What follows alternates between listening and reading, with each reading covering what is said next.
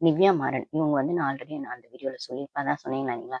இவ்ளோ டீட்டெயில்ஸ் நான் அதில சொல்லியும் அது வந்து ரெக்கார்ட் ஆகல மைக்கு. அதனால உங்களுக்கு வரல. ஸோ நான் அந்த ரெக்கார்ட் ஆகாத விஷயத்த கட் பண்ணிட்டு ஃபர்ஸ்ட்ல பேசின ஒரு ஹாஃபும், லாஸ்ட்ல பேசின ஒரு ஹாஃபும் கட் பண்ணி தான் பெரிய வீடியோவா போட்டிருக்கேன். லாஸ்ட் ஹாஃப்ல பிக் பாஸ் கண்டஸ்டன்ட்ஸ் யார் யார் வரப்போறாங்கன்னு பேசியிருப்பேன். ஃபர்ஸ்ட் ஹாஃப்ல விஜய் சேதுபதி சார் எப்படி இந்த ஷோ கொண்டு போறாருன்னு பேசியிருப்பேன். இதுக்கு நடுவுல அந்த கண்டஸ்டன்ட்ஸ் விஷயத்த இப்போ உங்ககிட்ட நான் ஷேர் பண்ணிட்டேன்னு நினைக்கிறேன். அப்போ டிசப்பாயிண்ட் ஆனவங்களுக்காக நான் சாரி சொல்லிட்டேன்.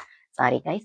ஆனா முடிஞ்ச அளவுக்கு ஃபேக்கா குடுக்காம எனக்கான விஷயங்கள ரொம்ப எனக்கான புரிதலோடவும், அதே சமயத்துல உங்கள டிசப்பாயிண்ட் பண்ணாத விதத்துலயும் தான் எப்பயுமே பிக் பாஸ் ரிவ்யூ பண்ணுவேன்னு நினைக்கிறேன் பண்ணணும்னு நினைப்பேன்.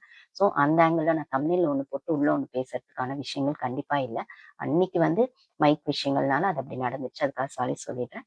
ஸோ இப்ப யார் யார் எலிமினேட் ஆயிருக்காங்கன்னும்போது டோட்டலா 50 மெம்பர்ஸ்ல கன்ஃபார்மா வந்து உள்ள வந்து இருக்கிறது அப்படிங்கிறது முனியம்மா அவர்கள் இருக்காங்க. வெளிய போயிட்டாங்க அப்படின்னு சொல்ற இடத்துல மோனிகா கிறிஸ்டினா வி அப்படிங்கிறவங்களும் வந்து பார்ட்டிசிபேட் பண்ணியிருக்காங்க. பட் ஆனா அவங்க எலிமினேட் ஆயிட்டாங்க.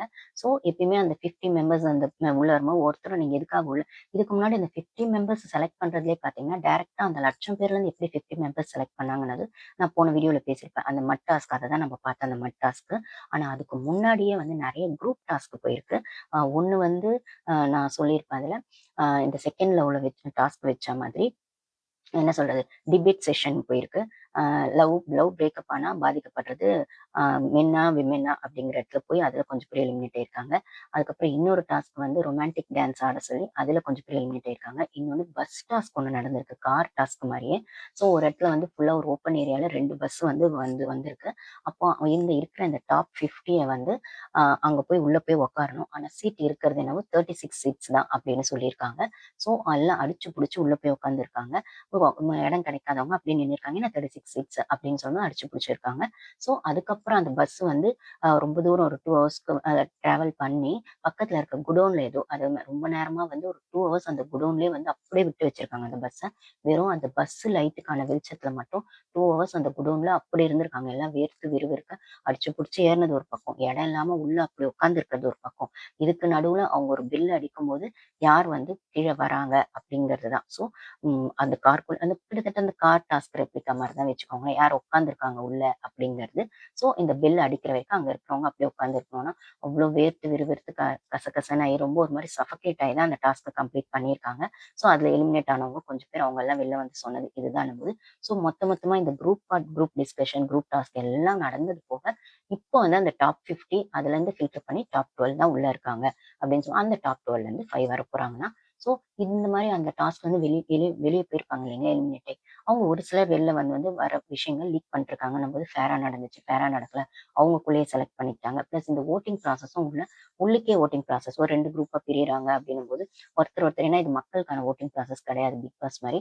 அவங்களே உள்ள போட்டு உள்ள ஓட்டு ஒருத்தர் அது இப்படி ஒருத்தர் போட்டு அ உ உன்ன எனக்கு பிடிக்கும் பிடிக்காது, இல்ல அவன உனக்கு பிடிக்கும் பிடிக்காது அப்படின்ற மாரி அங்கேயும் ஒரு மாரி குரூப்பிசம் மாரி ஃபார்ம் ஆகும் இல்லைங்களா? இதுக்கு நடுவுல தான் அவங்களுக்குள்ளேயே ஓட்டு போட்டு செலக்ட் பண்ணியிருக்காங்கன்னு அது என்னமோ சொல்றாங்க. நமக்கு சரியா தெரியல. அதெல்லாம் லீக் ஆயிட்டு இருக்க விஷயங்கள் தான். ஸோ ஆனா மொத்தமா குரூப் டாஸ்க்லாம் நடந்திருக்கு அப்படின்னு பார்க்க முடியுது. ஸோ அந்த பஸ்லயும் அந்த ஒரு 2 மணி நேரம் உள்ள வந்து அவ்ளோ சஃபகேட் ஆயி வேர்த்து விறுவிறுத்து லைட் இல்லாம அந்த ஒரே இடத்துல குடோன் அப்படியே இருட்டா இருக்கும் இல்லைங்களா? உட்காந்து அந்த மாரிலாம் கஷ்டமான டாஸ்க்லாம் நடந்திருக்கு அப்படின்னு சொல்லும்போது, இன்னொரு ஒரு டாஸ்க் நடந்திருக்கு. சேர் டாஸ்க் அப்படின்னு சொல்லக்கூடிய அதுதான் நம்ம அந்த சேர் புடிச்சு இழுத்ததுன்றது கூட ஒரு ப்ரோமோல பார்த்துருப்போம். அப்படின்னும்போது அத பிளைண்ட் ஃபோல்ட் பண்ணிட்டு கண்ண வந்து கட்டிட்டு 50 பேர அந்த ரூம்ல விட்டுட்டு, ஆனா சேர் இருக்கிறது என்னவோ 46 சேர் தான் இருக்கும். அப்படின்னு சாரி 45 சேர் தான் இருக்கும். 5 பேருக்கு சேர் கிடைக்காது. அடிச்சு புடிச்சு யார் 45 பேர் அந்த சேர்ல உட்காராங்களோ, மிச்சம் 5 பேருக்குன்னா அவங்க எலிமினேட் ஆயிடணும் அப்படிங்கிற மாரி. இந்த இடத்துல முனியம்மா அக்கா அவர்களுக்கும் சேர் கிடைக்கல. அப்புறம் ட்வின்ஸா 2 பேர் அங்க வந்திருக்காங்க. அவங்களுக்கும் கிடைக்கல. அதுக்கப்புறம் வந்து டிரான்ஸ்ஜெண்டர் ஒருத்தவங்க வந்திருக்காங்க. அவங்களுக்கும் கிடைக்கல. ஸோ இன்னொருத்தர் வந்திருக்காரு. 5 பேருக்கு என்னமோ கிடைக்கல. அப்ப அந்த இடத்துல முனியம்மாக்காவுக்கும் கிடைக்கல அப்படின்னும்போது எல்லாருக்கும் அப்பதான் ஹோஸ்ட் உள்ள வராங்க. மாயா உள்ள வந்துட்டு வந்து, சரி ஓகே உங்களுக்கு சேர் கிடைக்கலையா என்ன?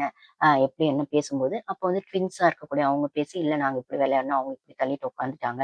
அந்த சேர் டாஸ்க்ல வந்து அந்த சேருக்கு கீழ தான் அந்த பேட்ஜ் நம்பர் மாரி குடுத்துருக்காங்க. ஸோ இதுதான் அந்த டாஸ்க்ல அவங்கவங்களுக்கான பேட்ஜ் நம்பரோட அந்த டாப் 50க்கு நம்பர் 25, நம்பர் 26 அப்படின்னா, அது அந்த சேர்ல இருக்கும். ஸோ எந்த சேர் யார் உட்காந்துருக்காங்களோ, அந்த சேருக்கு கீழ என்ன நம்பர் இருக்கோ, அதுதான் அவங்களோட பேட்ஜ் நம்பர் அப்படிங்கிற மாரி தான் அந்த டாஸ்க் நடந்திருக்கு. பேசிக்கா அந்த பேட்ஜ் நம்பர் என்னன்றது குடுக்கறதுக்காக ஒரு டாஸ்க் வச்சிருக்காங்க. அப்ப இந்த 5 பேர் எலிமினேட் ஆயிட்டாங்களா அப்படின்னா, அதான் இல்ல. அதான் ட்விஸ்ட்டு. மாயா அவர்கள் உள்ள வந்து அந்த ட்வின்ஸு முனியம்மா அக்கா கிட்டலாம் கேட்டிருக்காங்க. "என்ன உங்களுக்கு கிடைக்கலையா? அப்ப நீங்க ஓகே பாய் சொல்லிட்டு கிளம்புங்க" அப்படிலான்னும்போது, அவங்க எதார்த்தமாவே வந்து யாருக்கு என்ன கிடைக்குமோ அதுதானே கிடைக்கும் அப்படிங்கிற மாரி ரொம்பவே ஸ்போர்ட்டிவா தான் எடுத்துக்கிட்ட மாரி பேசப்படுது. ஸோ அதுக்கப்புறம் வந்து 5 பேரும் வெளில கிளம்பிடுற மாரியும், அதுக்கப்புறம் அவங்கள திருப்பி உள்ள கூப்ட்டு, "இல்ல, இல்ல இது ஒரு டாஸ்க் தான். இது உங்களுக்கு" அதே மாரி அந்த ட்வின்ஸ் கிட்ட பேசும்போதுமே, "உனக்கான நம்பர் வந்து 21 ஆனா இப்ப நான் இத உன்கிட்ட குடுக்க மாட்டேன். நானே வச்சுக்கிறேன்னு" சொல்லிட்டு, அத இன்னொருத்தவங்களுக்கு அந்த நம்பர குடுத்து, ஸோ எப்படியோ அந்த ஒரு 5 பேர் கிடைக்காத 5 பேருக்கு ஒரு நம்பர குடுத்து, ஸோ அவங்களும் எலிமினேட் ஆகல. ஆல்ரெடி 45 பேர் சேர் புடிச்சுட்டு உட்கார்ந்தாங்க இல்லைங்களா? அவங்களும் அந்த டாஸ்க்ல இருக்காங்க. ஸோ டோட்டலா 50 பேர இப்படி தான் செலக்ட் பண்ணியிருக்காங்க.